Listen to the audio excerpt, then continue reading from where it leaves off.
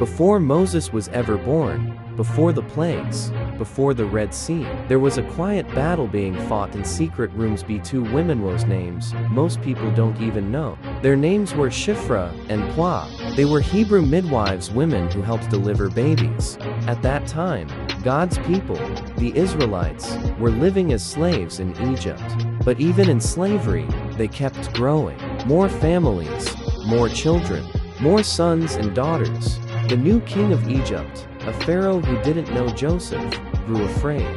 He looked at the Israelites and thought, they are becoming too many. If a war breaks out, they might join our enemies. So he came up with a dark plan. One day, Pharaoh called in Shiphrah and Puah. These two women stood before the most powerful man in the land. He gave them a common thought, must have made their hearts shake.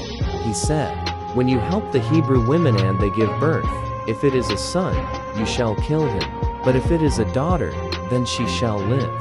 Imagine that. Their job was to bring life. Now, the king of Egypt was telling them to silently end it. No crowd, and oh soldiers. No loud war, just whispered orders in birth rooms. But the Bible says something simply powerful.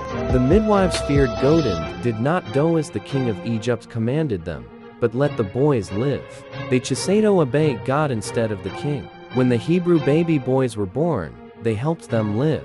They wrapped them, gave them to their mothers, and quietly refused Pharaoh's plan. Soon, Pharaoh noticed the Israelite families were still growing. He called the midwives back. Why have you done this and let the boys live? They answered, the Hebrew women are not like the Egyptian women. They are strong. They give birth before the midwives arrive. They found a way to answer the king without joining his evil plan. And God saw it. The Bible says, God dealt well with the midwives, and the people multiplied and grew very strong. And then this quiet detail, because the midwives feared God, he gave them families of their own. In a time of fear and cruelty, God honored two women who chose courage and obedience. Subscribe for more Bible stories like this.